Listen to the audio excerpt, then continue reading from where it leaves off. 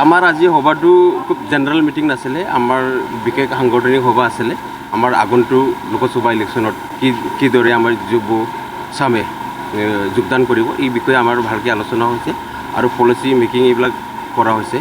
মানে এইবাৰটোতো আমি লোকসভা ইলেকশ্যনত এনে বিশেষ কিবা নাই, মানে প্ৰতিদ্বন্দ্বী নাই আমাৰ লগত। আপোনালোকে গম পাইছে আজি তাৰিখলৈকে বিৰোধী দলে কেণ্ডিডেট দিব পৰা নাই।